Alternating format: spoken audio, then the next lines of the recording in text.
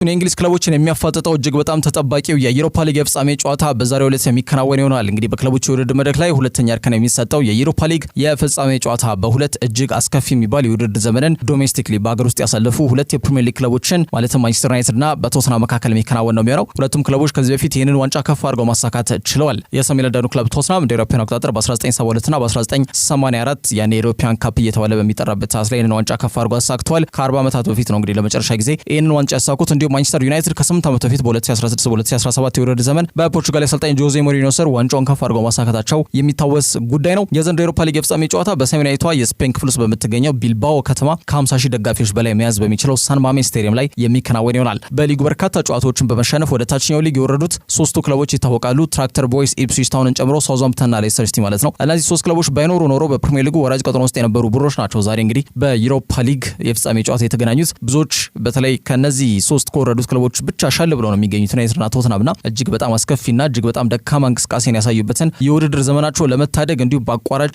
የቀጣይ ዓመት የአውሮፓ ቻምፒየንስ ሊግ ተሳታፊ መሆናቸውን ለማረጋገጥ ማለት በአጠቃላይ በአንድ ድንጋይ ሁለት ወፍ እንደመምታት ነው የሚቆጠረውና ያንን ከግምት ውስጥ በከተተ መልኩ እጅግ ከፍተኛ ትንቅንቅና የሞት ሽረት ትግል የሚያደርጉበት ጨዋታ ይሆናል ተብሎ ይገመታል። ሁለቱም አስከፊ የሚባል የውድድር ዘመን ያሳለፉት ቶተንሃም በአውሮፓ መድረክ ላይ ሁለት የተለያየ አቋም ይዘው ነው የተገኙት። ቶተንሃምም ማንቸስተር ዩናይትድ በአውሮፓ መድረክ ላይ በጣም አይቀመሴ ቡድን ሆኖ እየታየ ነው የሚገኘው። አንድም ጨዋታ ተሸነፈም በአውሮፓ መድረክ ላይ በሀገር ውስጥ ግን በፕሪሚየር ሊጉ ወደ በተለይ ከ1974 በኋላ አስከፊውን የውድድር ዘመን ያሳለፈ ቡድን መሆኑ ተረጋግጧል። ያሉበት የደረጃ ሰንጠረዥ 16ኛ ነው። ወደ 17 የፕሪሚየር ሊግ ጨዋታዎችን ተሸንፏል። ቶተንሃም ተመሳሳይ ነው። በአውሮፓ መድረክ ጥሩ እንቅስቃሴ ያሳያል፣ ግን ደግሞ ዶሜስቲክሊ ወይም በሀገር ውስጥ 21 የፕሪሚየር ሊግ ጨዋታዎችን ተሸንፏል። ለዛም ገና አንድ መርሃ ግብር ይቀራል፣ ቀጣይ እሁድ የፕሪሚየር ሊጉ ማሳረጊያ ጨዋታን ሳይጨምር ማለት ነውና በጣም አስከፊ የውድድር ዘመን እንዳሳለፈ አመላካች ነጥቦች ናቸው። ከጨዋታው በፊት የዩናይትዱ አሰልጣኝ ሩበን አሞሪም በሰጡ ሀሳብ 26 ተጫዋቾችን ይዘን ወደ ስፔን እናቀናለን ብለዋል። በተለይ ጉዳት ላይ የነበሩት ዮሹዋ ዚርክዚ፣ ዲየጎ ዳሎና ሌኒዮሮን ግልጋሎት ማግኘታቸው ደግሞ ስብስባቸው ላይ ተጨማሪ ጥንካሬም ሊያላብሳቸው እንደሚችል ይገመታል። በአጠቃላይ ግን ጨዋታውን ለማሸነፍ ጥረት እንደሚያደርጉ ተናግሯል። የቶተንሃም አቻው አንጅ ፖስቴኮግሉ በበኩሉ የጄምስ ማዲሰን፣ የዲያን ክሊሴቭስኪና የሉካስ ቤርግቫል የዚህ ወጣት አማካይ መስመር ተጫዋች ግልጋሎትን እንደማያገኙ በመግለጽ ክለቡን ከረጅም ጊዜ በኋላ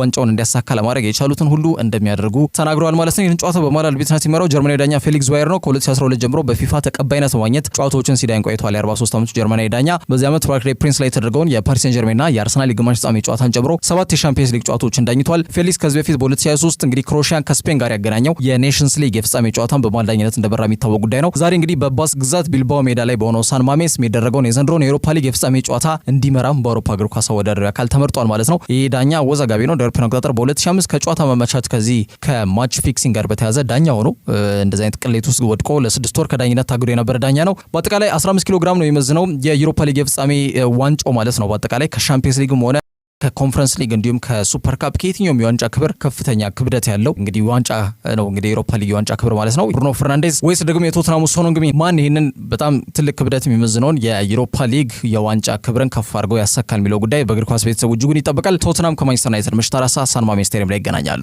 ከዛ ውጪ ሪያል ማድሪድ የቤኔፊካውን የግራ መስመር ተመላላሽ የተከላካይ ስፍራ ተጫዋች የሆነውን አልቫሮ ካሬራስን ለማስፈረም ተቃርቧል ተብሏል። ከተጫዋቹ ጋር በግል ጥቅማጥቅም ከስምምነት ላይ ደርሷል። ቤኔፊካን እንግዲህ ከቤኔፊካ ጋር ያው ከስምምነት ላይ መድረስ ነው የሚቀራቸው ማለት ነው። ባለው ወቅት አይታ ሎስ ብላንኮሶቹ ክፉኛ እንግዲህ ተከላካይ መስመራቸውን ማጠናከር ላይ ተጣምደዋል። የዣቪ አሎንሶ ቡድን ምን ያክል በተለይ በማድሪድ ቤት ያለው የተከላካይ መስመር ቀውስ አመላካች ነጥብ የሆነ የውድድር ዘመን እንዳሳለፉ ማሳያ ጉዳይ ይመስለኛል። የእድሜ ጥያቄ ያለበት ቡድኑ የአቋም መዋዠቅ በጣም በትልቁ ይነሳበታል። ያንን ጉዳይ መፍትሄ ለመስጠት ትኩረት አድርጎ እንግዲህ አዲሱ አሰልጣኝ ዣቪ አሎንሶ እየሰራበት ይገኛል። እንደሚታወቀው ትሬንት አሌክሳንደር አርኖልድ የመጀመሪያ ፈራሚያቸው ነው። ያው ዣቪ ሳይመጣ እንግዲህ እግሩ ቤርናቤ የደረሰ ተጫዋች ነው ትሬንት። ስለዚህ የዣቪ ግዢ አይደለም። የዣቪ ግዢ ሊሆን የሚችለው ዲን ሃውሰን ነው። ይሄ ተጫዋች በማል ተከላካይ ስፍራ ቦታ ላይ ለበርንማውዝ ትላንትናም ተሰልፎ ተጫውቷል ከማንቸስተር ሲቲ ጋር ባደረጉት መርሃ ግብር ላይ ማለት ነው። ይህም ተጫዋች ወደ ማድሪድ ማቅናቱ የማይቀር ጉዳይ ስለመሆኑ በተረጋገጠ ደረጃ ሲገለጽ ቆይቷል። የማል ተከላካይ ስፍራ ተጫዋች ነው። ትሬንትም ተከላካይ ነው። አሁን ደግሞ አልቫሮ ካሬራስን የተባለውን የግራ መስመር ተብላላሽ ተከላካይ ስፍራ ተጫዋችን ለማስፈረም ከጫፍ ደርሰዋል ተብሏል። ተጫዋቹ ቀደም ብዬ እንዳነሳሁት ነው። ፐርሰናል ተርሞች ብዙ የሚያሳስቡ አይደሉም። የግል ጥቅማጥቅም ምንም ለሎስ ብላንኮሶቹ ከባድ ነገር አይደለም። ተጫዋቹን በዚህ ረገድ አሳምነውታል። ይህ በእንዲህ እንዳለ ቤኔፊካዎች 50 ሚሊዮን የውል ማፍረሻው እንዲከፈላቸው ነው የሚፈልጉት። የቤኔፊካ እግር ኳስ ክለብ ፕሬዚዳንት የሆነው ሩዊ ኮስታ አጥብቆ እየጠየቀ የሚገኘው ጉዳይ ያን ነው። ውል ማፍረሻ ነው፣ ሪሊዝ ክሎዝ ይከፈላል የሚል ጥያቄ ያላቸው። ማድሪዶች ደግሞ ያንን የመክፈል ፍላጎት የላቸውም። ከዛ አንጻር ከፍተኛ በሆነ መልኩ ድርድር እያደረጉ ይገኛሉ። ቢሆንም ግን ተጫዋቹ ወደ ማድሪድ ማቅናት መፈለጉን ተከትሎ ዝውውሩ የመከናወን እድሉ ግን ሰፊ እንደሆነ መናገር ይቻላል። 22 ዓመት ላይ ነው የሚገኘው። ይሄ ስፔናዊ የግራ መስመር ተመላላሽ የተከላካይ ስፍራ ተጫዋች በቤኔፊካ እጅግ በጣም በስታዲዮ ዳሉዝ ማለት ነው እጅግ በጣም አስደናቂ እንቅስቃሴን እያደረጉ ከሚገኙ ተጫዋቾች መካከል ስሙ ይጠቀሳል። በዚህ ዓመት ለስፖርቲንግ ለጥቂት ነው ዋንጫውን ያጡት። በጣም ስፖርቲንግ ለተከታታይ ሁለተኛ ዓመት ዋንጫውን እንዳሳካ ይታወቃል። እስከ ጥግ ድረስ ከመጨረሻው ሳምንት ድረስ የተፎካከረ ቡድን መሆኑ መዘንጋት መቻል የለበትም ቤኔፊካ ማለት ነው። የግል ጥቅሙ ቀደም ብዬ ያነሳሁት በተለይ ማድሪዶች በሳምንት 160,000 ፓውንድ ለዚህ ተጫዋች የመክፈል ፍላጎት አላቸው። በአመት ደግሞ ወደ 8.4 ሚሊዮን ፓውንድ ገደማ የሚያስገኝለትን ውል አቅርበውለት እስከ 2030 በቤርናቦ የሚያቆየውን ውል በፊርማው ለማረጋገጥ ተጫዋቹም ከፍተኛ ፍላጎት አለው ተብሎ የተገለጸ ይገኛል። ለዚህም ዝግጁ ነው። አዲሱ አሰልጣኝ ዣቪ እንግዲህ በቀጣይ ሰኔ ወር ላይ የሚከናወነው የክለቦች የዓለም ዋንጫ ከመጀመሩ በፊት የዚህ ተጫዋች ዝውውር እንዲቋጭለት ጥያቄ አቅርቧል ተብሏል። በግራ መስመር ላይ ፈርላንድ ሜንዲም ጉዳት ላይ ነው። ከዚ ውጪ ፍራንክ ጋርሻ ምንም እምነት የሚጣልበት ተጫዋች አይደለም። እምነት የሚጣልበት ተጫዋች አይደለም ሲባል በማጥቃት እንቅስቃሴ ላይ ቡድን ያገዛል እርግጥ ነው፣ ግን ውጤታማ ሲሆን አይታየም። በመከላከል ላይም ክፍተት የሚታይበት ተጫዋች ነው። ስለዚህ ማድሪድ እግር ኳስ ክለብ የሚመጥን አይነት ተጫዋች አይደለም ከሚል አንጻር ነው እምነት የማይጣልበት። ስለዚህ ማድሪዶች ከቤኔፊካ ጋር ተደራድረው ተጫዋቹን በጊዜ በተለይ ደግሞ የፈረንጆቹ ሰኔ 14 ከመድረሱ በፊት ተጫዋቹን ማስፈረማቸው የማይቀር ጉዳይ ስለመሆኑ መረጃዎች በስፋት ጠቁመውታል። ከዚህ ውጪ ማንቸስተር ዩናይትዶች ኤሚሊያኖ ማርቲኔዝን ለማስፈረም ይፋ ጥያቄ ለአስቶን ቪላ ማቅረባቸው የሚጠቁሙ መረጃዎች እየወጡ ይገኛሉ። ፉትቦል ትራንስፈር ሲናገር ዋቢ አድርጎ ዘግቦታል። አርጀንቲና የዓለም ዋንጫ አሸናፊው ተጫዋች ኤሚሊያኖ ማርቲኔዝ በአስቶን ቪላ የሚኖረው ቆይታ በጣም አጣብቂኝ ውስጥ የወደቀ ጉዳይ ስለመሆኑ ሲገለጽ ቆይቷል። የተለያዩ ክለቦችም ተጫዋቹን ማግኘት የሚችሉበት ሁኔታ ላይ ያለውን ጉዳይ ለማጣራት ጥያቄ ማቅረባቸውም ተገልጿል። እንግዲህ አስቶን ቪላ የመጨረሻ የፕሪሚየር ሊግ የሜዳ ላይ መርሃ ግብራቸውን ባሳለፍነው ሳምንት ከቶተናም ጋር ባከናወኑበት መርሃ ግብር ላይ ያው በቋሚነት ነው ጨዋታውን የጀመረው ማርቲኔዝ።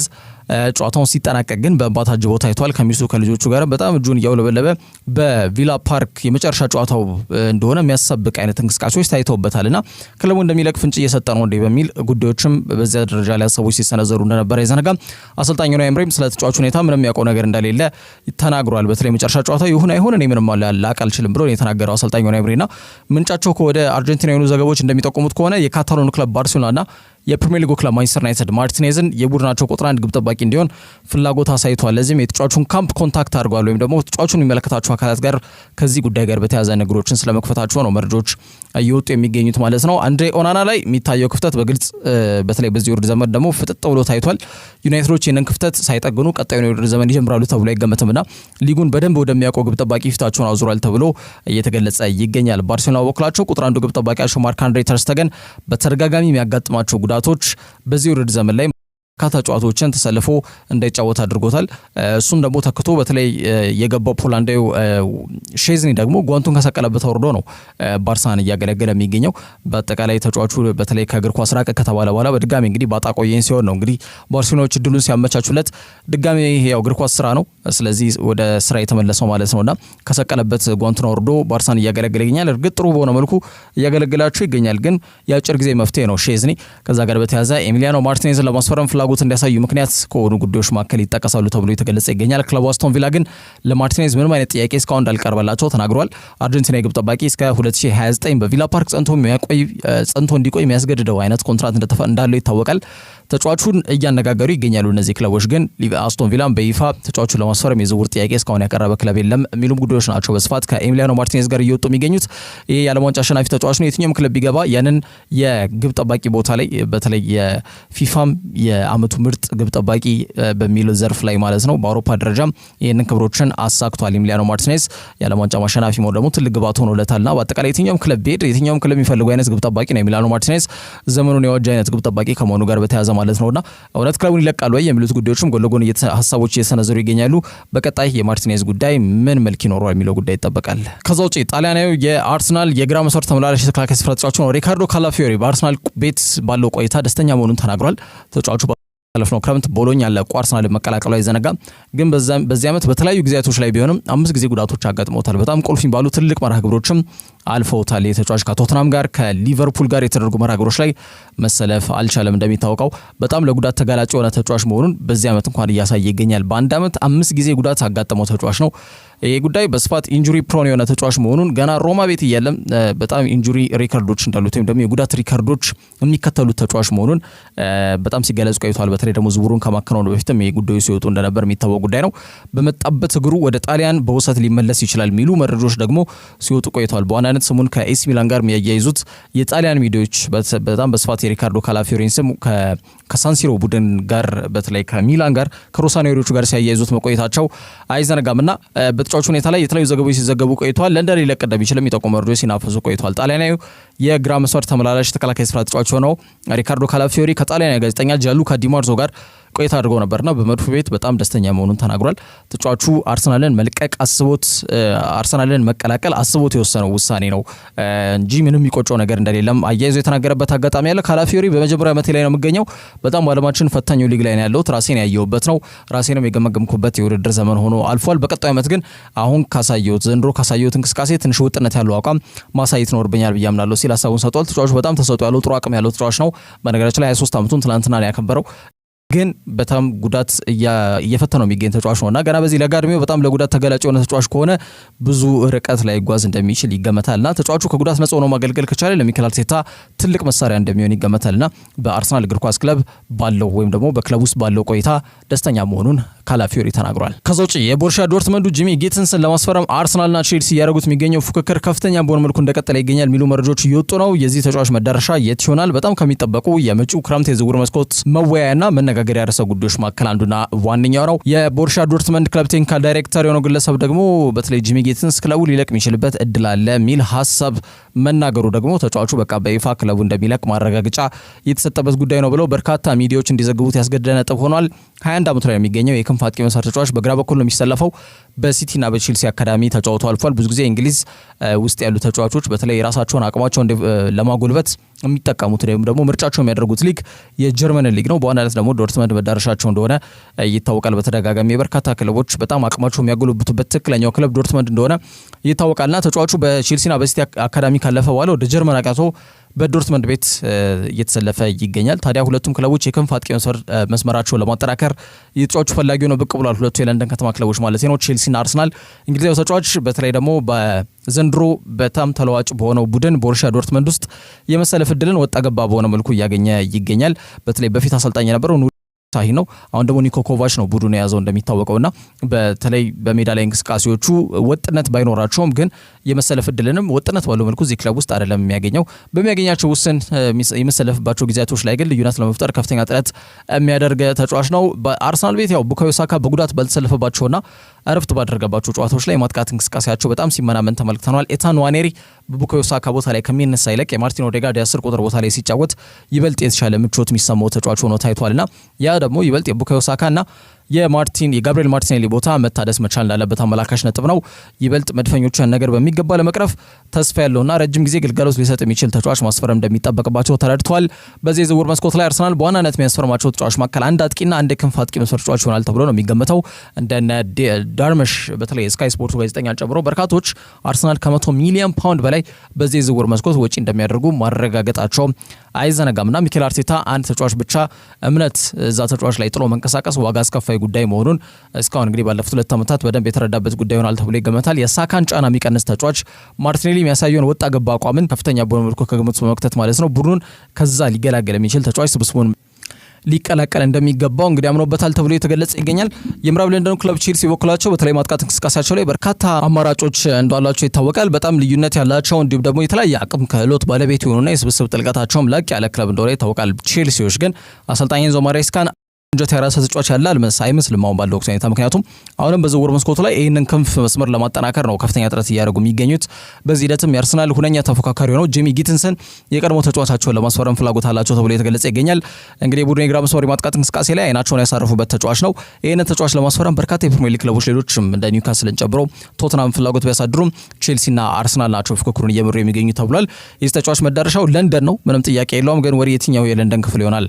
ምዕራቡ ወይስ ሰሜናዊ የለንደን ክፍል መዳረሻው ይሆናል ተብሎ ከሚጠበቁ ጉዳዮች መካከል ይጠቀሳሉ። 21 ዓመት ላይ ይገኛል የተጫዋች።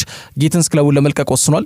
ወደ ፕሪሚየር ሊግ በመመለስ የተሻለ ክለብ ውስጥ እንዲሁም ለዋንጫ ለመፎካከር እንደሚፈልግና ይህንንም ለክለቡ አመራሮች በወኪሉ አማካኝነት ማሳወቁ አይዘነጋም። ተጫዋቹን ማጣት አይፈልጉም ነበር ዶርትመንዶች፣ ግን የግድ ይመስላልና አሁን ባለው ወቅት ሁኔታ እስከ 50 ሚሊዮን ዩሮ በድርድርም ዝቅ ሊል በሚችል ዋጋ ማለት ነው ሊጠይቁ እንደሚችሉ እየተገለጸ ይገኛል። ቼልሲዎች አሁን ወደ 50 ሚሊዮን ዩሮ የተጠየቀውን ገንዘብ ለማቅረብ ዝግጁ ናቸው መባሉ ደግሞ ትኩረትን የሳበ ጉዳይ ነው። በአጠቃላይ ሁለቱ ቡድኖች ከፍተኛ ፉክክርም ትንቅንቅም እያደረጉ ይገኛሉ። የትኛው ቡድን የተሻለ ተንቀሳቅሶ ተጫዋቹን ለማስፈረም ጥረት ያደርጋል የሚለው ጉዳይ ይጠበቃል። የአውሮፓ ሻምፒዮንስ ሊግ ቲኬት መቁረጥም ሌላው ትልቁ ግባት ይሆናል ተብሎ ነው የሚታመነው። በዚህ ሂደት የቼልሲስ ሚና ወይም የቼልሲ የመጨረሻ የውድድር ዘመኑ ሲጠናቀቅ የፊታችን ቅዳሜ ምን ደረጃ ላይ ይዘው ያጠናቃሉ የሚለው ጉዳይ ይጠበቃል። አርሰናልስ በመልኩ ተጫዋቹን ለማስፈረም ይንቀሳቀሳል የሚሉት ጉዳዮች ይጠበቃሉ። የዛሬው የዩሮፓ ሊግ የፍጻሜ ጨዋታ ያው ሳን ማሜስ ላይ እንደሚደረግ ይታወቃል። በተለይ ደግሞ ዮሹዋ ዚርክዚ፣ ሌኒ ዮሮና ዲዬጎ ዳሎ ከጉዳት መመለሳቸው መረጋገጡ ለዩናይትድ መልካም ዜና ያደርገዋል። ቶተንሃም ቤት ግን በተረጋገጠ ደረጃ ጄምስ ዲሰን እንዲሁም ደግሞ ዲያን ኩሉሴቭስኪና ሉካስ ቤርግቫል ከዚህ ጨዋታ ውጪ መሆናቸው ታውቋል። ከዩናይትድ መልካም ዜና ያደርገዋል ብያለሁኝ። ያው ዮሹዋ ዚርክዚ ከወር በፊት ነው ከኒውካስል ዩናይትድ ጋር ባደረጉት የፕሪሚየር ሊግ ጨዋታ ላይ የጡንቻ መሳሳብ ጉዳት ካጋጠመው በኋላ እስካሁን ወደ ሜዳ አልተመለሰም።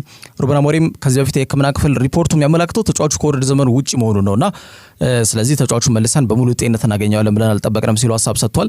ስለዚህ ተጫዋቹ መመለስ ያልተጠበቀና አስገራሚም እንደሚሆንላቸው ምንም አያጠያይቅም። ሌኒ ዮሮ፣ ዲዬጎ ዳሎም ከጉዳት ተመልሷል። እንደሚታወቀው ትላንትና ወደ ስፔን ካቀናው የዩናይትድ ስብስብ ውስጥ ተካቷል። ፖርቹጋላዊ ዳሎ በተለይ ቡድኑ በወልቭስ በጠባብ ውጤት 1-0 ሲሸነፉ የእግር ጡንቻ ህመም ካጋጠመው በኋላ ሜዳ ላይ እስካሁን ያልተመለሰ ተጫዋች ነው። ፈረንሳይ ወጣት ተከላካይ ሌኒ ዮሮ በኩሉ ከዌስትሃም ጋር ባደረጉት ጨዋታ ላይ የጣት ህመም ካጋጠመው በኋላ ለቡድኑ ግልጋሎት መስጠት አልቻለም ነበር። አሁን ተመልሷል። የዩሮፓ ሊግ የፍጻሜ ጨዋታ ለማከናወን ዝግጁ ነው ተብሏል። ማቲያስ ዴሊት ግን ይህ መርሃ ግብር የሚያልፈው ነው የሚሆነው። አሰልጣኝ ሩበን አሞሪም ወሳኝ ሰዓት ላይ እንግዲህ ተጫዋቾች ጉዳት ላይ የነበሩ ተጫዋቾችን መልሶ ማግኘቱ ስብስቡ ላይ ጥልቀት እንዲሁም የተለያዩ አማራጮች የተሞላ ስብስብን ይዞ ወደ ስፔን እንዲያመራ ያደርገዋል ማለት ነው። ከቶተንሃም በተሻለ መልኩ እንግዲህ ማንቸስተር ዩናይትድ የ8 ዓመት በኋላ ዩሮፓ ሊግን ያሳካሉ ወይስ ቶተንሃም ከ40 ዓመት በኋላ ዩሮፓ ሊግን ያሳካሉ የሚለው ጉዳይ ይጠበቃል። ከቅድመ ጨዋታ ጋዜጣዊ መግለጫዎች ጋር በተያያዘ ሩበን አሞሪም ትላንትና ከብሩኖ ፈርናንዴዝ ጋር በጋራ በመሆን ሀሳብ ሰጥቶ ነበርና ፖስቴኮግሉ ሲወጣ በጣም ከፍተኛ ጫና ውስጥ ካንተ በተሻለ መልኩ ጫና ውስጥ ያለ አሰልጣኝ ነውና ለአንተ ይሄ ጥሩ አድቫንቴጅ ይሆናል ተብሎ ብለህ ትገምታለህ የሚል ጥያቄ ከሪፖርተር ቀርቦለት ነበር። ታዲያ ብሩኖ ፈርናንዴዝ እሱስ ቢሆን ጫና ላይ አይደለም ያለው ሰው ማን ነው የሚል ምላሽ ሰጥቷል፣ ሳይጠየቅ ማለት ነውና ያ ጉዳይ በሩበን አሞሪምና በብሩኖ ፈርናንዴዝ ያለውን ቀረቤታ በግልጽ አመላካሽ ነጥብ ነው በሚል በርካታ መነጋገሪያ ያረሰ ጉዳዮች የወጡበት ጉዳይ ስለመሆኑ ማንሳት ይቻላል። የቅድመ ጨዋታ ጋዜጣዊ መግለጫዎቹ ጋር በተያያዘ ማለት ነውና አሞሪምና ብሩኖ ፈርናንዴዝ አንድ ላይ በተለይ የተቀላለሉ ቢሆን የመለሱት ምላሽ ከጨዋታው በፊት በጣም ዩናይትድ ቤት ተረጋግቶ ሁኔታዎች በስብስብ ውስጥ በጣም የተረጋጋ ሁኔታ እንዳለ አመላካሽ ነጥብ ነው ተብሎ እየተገለጸ ይገኛል። ምሽት 4 ሰዓት ጨዋታ ይደረጋል። ሁሉም የእግር ኳስ ቤተሰብ ደግሞ በጉጉት እየጠበቀ ይገኛል። ከዛ ውጪ ሌስተር ሲቲ አዲስ የፒኤስአር ስጋት አጋጥሟቸዋል ተብሏል። በመጡበት ዓመት ወደ ሻምፒዮንሺፕ ወይም ወደ ታችኛው የውድድር መድረክ ማለት ነው በእንግሊዝ ፕሪሚየር ሊግ መውረዳቸው የተረጋገጠው ሌስተር ሲቲዎች በአምና በ2023 በ2024 የውድድር ዘመን ላይ የፕሪሚየር ሊግ ትርፋማነትና ይዘት ክፍፍል ወይም ደግሞ ፒኤስአር ህግጋቶችን ተላልፋቸዋል በሚል ፕሪሚየር ሊጉ አዲስ ክስ በመመስረት ጉዳዩን ለገለልተኛ አጣሪ ኮሚቴ ማስተላለፉ የሚታወስ ጉዳይ ነው። ቀበሮቹ ሌስተር ሲቲዎች እንግዲህ በዚህ ጉዳይ ላይ ክስ ሲቀርባቸው ለመጀመሪያ ጊዜ አይደለም። በ2022 በ2023 የውድድር ዘመን መጋቢት ወር ላይ እንግዲህ ፕሪሚየር ሊጉም ይሄን ተመሳሳይ ክስ አቅርቦባቸው እንደነበር አይዘነጋም። ከ7 ወር በኋላ መስከረም ወር ላይ ግን ክሱን በበላይነት በመወጣት ጉዳዩ እንደተነሳላቸው የሚታወቅ ጉዳይ ነው። አሁን ደግሞ አምና ባሳለፉት የውድድር ዘመን ላይ ህግጋቱን ጥሰዋል በሚል በእንግሊዝ ሁለተኛ እርከን የክለቦች የውድድር መድረክ በሆነው በኤኤፍኤል አማካኝነት ክስ ቀርቦባቸዋል ማለት ነው። በፒኤስአር ህግ መሰረት አንድ ክለብ ወይም አንድ ቡድን በ3 ዓመት ጊዜ ውስጥ ከ105 ሚሊዮን ፓውንድ በላይ ሊያጡ እንደማይገባ ወይም ወጪ እንዳያደርጉ የሚከለክል ህግ አለው። ይህንን ህግ ጥሰው ተገኝተዋል በተባሉት ኤቨርተንና ኖቲንጋም ፎረስት ላይ እንደሚታወሰው አምና የነጥብ ቅጣት እንደተላለፈባቸው የሚታወቅ ጉዳይ ነው። በዚህ ዓመት ማንም አይቀጣም ብሎ ነበር እንግዲህ ፕሪሚየር ሊጉ። አሁን ደግሞ ሌስተር ሲቲዎች ላይ በኤኤፍኤል ክስ ቀርቦባቸዋል ማለት ነው። ለነጥብ ቅጣት ይደረጋቸዋል አይደረጋቸው የሚለው ጉዳይ በቀጣይ ጊዜያቶች ላይ እንዲጠበቅ ያደርጓል። ሌስተር ሲቲ በዚህ ዓመት በመጡበት ዓመት ማለት ነው ወደ ሻምፒዮንሺፑ መውረዳቸውን ያረጋገጡ ክለቦች መሆናቸው የሚታወቅ ጉዳይ ነው። ከዛ ውጪ ዳርዊን ኑኔዝ ወደ ለንደን ክለቦች ማምራት እንደሚፈልግ የሚጠቁሙ መረጃዎች ወጥተዋል። ያ ደግሞ ጉዳዩን ለአርሰናልም ለቼልሲ መልካም ያደርጓል ተብሎ የተገለጸ ይገኛል። የአሰልጣኝ የርገን ክሎፕ የመጨረሻ ግዢ እንደሆነ ይታወቃል። እንዲሁም በአሰልጣኝ አርነ ስሎት በቂ የመሰለፍና የመጫወት እድልን ማግኘት ካልቻሉ ተጫዋቾች መካከል ዳርዊን ኑኔዝ ስም ይጠቀሳል። ሆላንዳዊ አሰልጣኝ አሁንም ተጫዋቹን በቅዳቸው ውስጥ መሆኑን ቢናገርም ሜዳ ላይ ያለው እውነታ ግን ከዛ ርቆ ነው የሚገኘው። ዩራጊ አጥቂውን ተጫዋች ዳርዊን ኑኔዝ በዚህ ዓመት እንኳን በተለይ ፕሪሚየር ሊጉን ማሳካታቸውን ካረጋገጡ በኋላ እንኳን የቋሚ አሰላለፍን እድል ማግኘት አልቻለም። ፌዴሪኮ ኬዛ ተሰልፎ ተመልክተናል። በተለይ ፕሪሚየር ሊጉን ካሳካ በኋላ ሊቨርፑል ምንም ጨዋታ እስካሁን አላሸነፈም እንደሚታወቀው። ግን ደግሞ በቋሚ አሰላለፍ ውስጥ ዳርዊን ኑኔዝ እየተካተተ አይደለምና ምን ያክል የአሰልጣኝ አርነ ስሎት ያጫወት ፍልስፍናና እቅድ ውስጥ ተጣጥሞ መሄድ የማይችል እንዲሁም በአጠቃላይ እቅድ ውስጥ የሌለ የአጥቂ መሰልጫዎች ስለመሆኑ አመላካሽ ነጥብ ይመስላል። ሆላንዳዊ አሰልጣኝ ስሎት አንፊልድ ከደረሰ በኋላ በክለቡ ታሪክ ምርጥ የሚባለውን የውድድር ዘመን ጅማሮ አብስረው ሊጉን ለ20ኛ ጊዜ ማሳካት መቻላቸው የሚታወቅ ጉዳይ ነው። በዚህ ሂደት የቡድኑ ቋሚ ተሰላፊና ራሳቸውን ደግሞ ወደ ተቀያሪ ወንበር ወርደው ያገኙ ተጫዋቾች አሉ። ከነዛ መካከል ዋታሩ ኤንዶና እንዲሁም ደግሞ ዳርዊን ኑኔዝ ይነሳሉ በትልቁ ማለት ነው። በአጠቃላይ ኑኔዝ በዚህ ዓመት 8 ጊዜ ብቻ ነው በቋሚነት ተሰልፎ የተጫወተው። በነዛ መካከል 5 ጎሎችን ማስቆጠር ችሏል። ተጫዋቹ ወርክ ሬት ላይ ተማም ተግቶ ነው የሚሰራው። ለፕሬሲንግ ምቹ ባህሪ ያለው ተጫዋች ነው። ክሎፕ ከቤኔፊካ ሲያመጡት በርካታ ሂሳብ ነው የወጣበት። ወደ 85 ሚሊዮን ፓውንድ ገደማ ነው የወጣበት። እና ጎል እንዲያስቆጥርልን አይደለም በሚል ጫናው እንዲራገፍለት ለማድረግ ጥረት ሲያደርጉ እንደነበር አይዘነጋምና አሁን ግን በተለይ በአርነ ስሎት አጥቂ ከተባለ አጥቂ ነው ጎል ማስቆጠር አለበት። ተጫዋቹ ደግሞ ጎሎችን ተደጋጋሚ በሆነ መልኩ በዋናነት ጎሎችን ሲያስቆጥር አይታየም። ያ ደግሞ በአርነ ስሎት ተቀያሪ ወንበርን እንዲያሞቅ ካስገደዱ ጉዳዮች መካከል ይጠቀሳሉ። ከሰሞኑ ደግሞ ስሎት በኑኔዝ እንቅስቃሴም ደስተኛ ለመሆኑን የሚያነሱ ሀሳቦችም በጭምጭምታ መልኩ ሲነሱ መቆየታቸው አይዘነጋም። ኑኔዝ በ2022 ቤኔፊካ ለቆ ሊቨርፑል እንደተቀላቀለ ይታወቃል። የክለቡ ውዱ ግዢ የሚለውን ሪካርድም በእጁ ያስገባ ተጫዋች ነው። በነገራችን ላይ ከዛ ነው በፕሪሚየር ሊጉ 24 ጎሎችን አስቆጥሯል። ተጫዋቹ በክለቡ ይቆያል ሳይሆን ከክለቡ ጋር ይለያያል የሚሉ መረጃዎች ናቸው በጣም በስፋት እየተናፈሱም እየተዘገቡም የሚገኙት ማለት ነው። በፕሪሚየር ሊግና በሻምፒየንስ ሊግ ላይ በድምሩ ወደ 60 ጨዋታዎች ላይ ከተሰለፈ ለቤኔፊካ ተጨማሪ 5 ሚሊዮን ዩሮ የሚያገኝ ይሆናል። ኑኔዝ ግን የተመጠነ ጨዋታ ጊዜ ነው ያለው 59 ጊዜ ብቻ ነው ተሰልፎ የተጫወተው። ስለዚህ አንድ ጨዋታ በተለይ ወደ ዘመኑ ከመጠናቀቁ በፊት ማለትም በቀጣይ በመጨረሻው መርሃ ግብር ላይ ካሳለፉት እንግዲህ ሊቨርፑል ተጨማሪ 5 ሚሊዮን ዩሮ ይከፍላሉ። ያንን ላለመክፈልም ያሰበ ሊሆን ይችላል ተብሎ የተገለጸ ይገኛል። ተጫዋቹ ማይሰለፍበት ምክንያት ማለት ነውና ሊቨርፑል ከዚህ በፊት ከአልሂላል ከአልናስር የቀረቡለትን የኑኔዝን እናስፈርም ጥያቄ ውድቅ ማድረጋቸው አይዘነጋም። ተጫዋቹ ግን አሁን ሊጉን ሳይሆን የክለቡን የመልቀቅ ፍላጎት ነው ያለውና መቀመጫቸው ለንደን ወደ ሆኑ ክለቦች ማምራት እንደሚፈልግ ፉትቦል ትራንስፈርስ አረጋግጫለሁ ሲል ዘግቧል። መድፈኞቹ ላይ የሚታየው የአጥቂ ክፍተት አዲስ ግዢን ይጠይቃል። ከዛ ጋር በተያያዘ አዲሱ የክለቡ ቴክኒካል ዳይሬክተር አንድሪያ ቤርታ ትልቁ የቤት ስራ ይህንን ቦታ ማደስ ይሆናል ተብሎ ይገመታል። ሼስኮና ጊዮኬሬሽ በዋናነት ስማቸው ከዚህ ክለብ ጋር እየተያዘ ቢገኝም በአማራጭነት ደግሞ ከያዟቸው ተጫዋቾች መካከል አንዱ ዳርዊን ኑኔዝ ነው።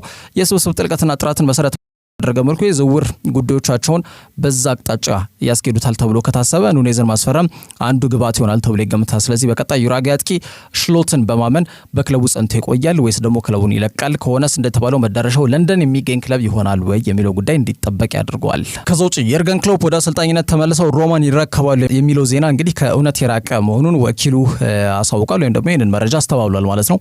እንግዲህ የርገን ክሎፕ ለ9 ዓመታት ለሊቨርፑል ቤት ቆይታ አድርገው በተለይ ክለቡን ከተኛበት የቀሰቀሱ አሰልጣኝ መሆናቸው በግልጽ ይታወቃል። 2019 ለአውሮፓ ሻምፒየንስ ሊግን በቀጣዩ ዓመት ደግሞ በኮቪድ ጊዜም ቢሆን ፕሪሚየር ሊጉ ማሳካት ይችላል የርገን ክሎፕ ማለት ነው። ምናልባት ፔፕ ጋርዲዮላ መኖሩ ነው እንጂ ሊቨርፑል በጣም ስኬታማ የሚባሉ 8-7 ዓመታትን ሊያሳልፉ የሚችሉበት አጋጣሚ በዋንጫ አጅበው ማለት ነው ያንን አጋጣሚ ሊያገኙ የሚችሉበት እድል ሰፊ ነበረ። ያው ፔፕ ጋርዲዮላ መኖሩ ነው በተለይ ማንቸስተር ሲቲ መኖሩ ነው በጣም ከፍተኛ በሆነ መልኩ ሊቨርፑልን በታሰበው ደረጃ እንዳይሄዱ ያደርጋቸው። ቢሆንም ግን የክለቡን የ30 ዓመት የፕሪሚየር ሊግ ዋንጫ ጥያቄ መለስ አሰልጣኝ ነው የርገን ክሎፕ። በአጠቃላይ በጣም ምርጥ ከሚባሉ ጥሩ አቅም ካላቸው ጥሩ የአሰልጣጠን መንገድና ፍልስፍናን ከሚያራምዱ አሰልጣኞች መካከል ስሙ ይጠቀሳል። አሁን ታዲያ የሬድቡል ካምፓኒ ውስጥ ግሎባል ሄድ ኦፍ ሶከር ወይም ደግሞ የእግር ኳሳቸው የበላይ አስተዳዳሪ ወይም ኃላፊ ሆኖ ተሹሞ በዛ ቦታ ላይ እያገለገለ ይገኛል። ይሄ ያው የሬድቡል ካምፓኒ ውስጥ ድርጅት ውስጥ የሚያስተዳድራቸው ሬድቡል ሳልዝበርግን ጨምሮ ሬድቡል ሌፕዚግ እንዲሁም የኒውዮርክ ሬድቡል የሚገኙ እነዚህ 3 ክለቦች ውስጥ የሚኖሩ አሰልጣኞችን በተለያዩ ጉዳዮች ላይ ድጋፍ መስጠት የቡድን ማጠናከር ኃላፊነት ነው ክሎፕ በመቀበል እየሰራ የሚገኘው ማለት ነውና ምናልባት እንደ አርሰን ቬንገር ሌላ የስራ ዘርፍ ውስጥ መግባቱን ተከትሎ ወደ አሰልጣኝነት ዳግም አይመለስም እንደሚል ስጋት የገባቸው የእግር ኳስ ቤተሰቦች እንዳሉ ይታወቃል። አርሰን ቬንገርም በጣም መልካም እግር ኳስን የሚያቀነቅኑ ግለሰብ እንደሆኑ ይታወቃሉ። የአርሰናል እግር ኳስ ክለብ እልፍ ደጋፊዎች ባለቤት እንዲሁም ደግሞ ትልቅ ስኬታማ እንዲሁም ደግሞ መቼም ታሪክ የማይዘነጋቸው ወርቃማ ታሪክ ባለቤት ከሆኑ ክለቦች መካከል አንዱና ዋነኛው እንዲሁም በማደግ ሂደት ላይ ቬንገር ትልቁ ሚና ተጫውቷል በአርሰናል እግር ኳስ ክለብ ውስጥ ማለት ነው። ከዛ በኋላ ግን ፊፋ ውስጥ እንግዲህ ግሎባል ፉትቦል ዴቨሎፕመንት በሚል ዘርፍ ላይ በተለይ እግር ኳስን እንዲሁ ቅዶችን በማሳደግ በአጠቃላይ ዓለማችን ላይ ያለውን የእግር ኳስ ሀሳቦች እንዲሁም ደግሞ አዲስ ህግጋቶችን በመተግበር የሚሉት ጉዳዮች ላይ ዴቨሎፕመንት ላይ በተለይ ግሎባል ቺፍ ሆነው እየሰሩ እንደሚገኙ ይታወቃልና በሌላ ክለብ ይዘው አልተመለከትናቸውምና የርገን ክሎፕም እንደዚህ አይነት ተመሳሳይ ነገሮች እንዳያጋጥሙት የሚል ስጋት ያላቸው ግለሰቦች በርካታ እንደነበሩ የሚታወቅ ጉዳይ ነው። ታዲያ ከሮማ ጋር ስሙን እያያይዙት እንደነበር የሚታወቅ ጉዳይ ነው። ከሰሞኑ በተለይ የጣሊያን ዋና ከተማ ሮምን መሰረት ያደርገው ይህ ክለብ አሰልጣኝ ክላውዲዮ ራኔሪን በተለይ አሰልጣኝነት ካቆሙ በኋላ እንግዲህ ሮማ ሆኖባቸው እንግዲህ ያው ይህ ክለብ ከሳቸው ጋር ያለው ቁርኝት ይታወቃል። ሮማን የተወለዱ ጣሊያናዊ ናቸው። ስለዚህ ይህን ክለብ መታደግ አለብኝ በማለት ከነበረበት በጣም የወራጅ ቀጠና ስጋት አለቀው አሁን በአውሮፓ መድረክ ላይ ለመሳተፍ ከጫፍ የደረሰ ቡድን አድርገውታል። የአውሮፓ ሻምፒየንስ ሊግም ለመሳተፍ እድላቸው ሰፊ ከሆኑ ቡድኖች ወይም ደግሞ ከፍተኛ ፉክክር ከጁቬንቱስ ጋር እያደረገ ከሚገኙ ክለብ መካከል አንዱ ሮማ ነው። ግን በቀጣይ ዓመት ያው ክለቡ ላይ ጸንተው ይቆያሉ ማለት አይደለምና የርገን ክሎፕ ምናልባትም ሮማ ሊረከቡ ይችላሉ የሚሉ ሀሳቦች በስፋት ሲወጡ መቆየታቸው አይዘነጋም። ግን የየርገን ክሎፕ ወኪል የሆነው ማርኮ ሲኬ ግን ይሄ ጉዳይ ሐሰት መሆኑን በይፋ አሳውቋል ማለት ነው። በሬድቡል ነው ቆይታ እያደረገ የሚገኘው ኮንትራቱ እስኪጠናቀቅም እዚህ ቆይታ ያደርጋል ሲል ሀሳብ ሰጥቷል። ለ9 ዓመት በሊቨርፑል አሰልጣኝነት ሚና ላይ የምናውቀው ቆፍጣናው ጀርመናዊ አሰልጣኝ የርገን ክሎፕ እንግዲህ ወደ አሰልጣኝነት ምናልባትም በቀጣይ ጊዜያቶች ላይ ሊመለስ የሚችልበት እድል ግን እንዳለ መረጃዎች ጠቁመዋል ማለት ነው። በዛሬ ስለ ስፖርት መረጃዎች እነዚህ ይመስላሉ። በያላችሁበት ጥሩ ጊዜ ነው።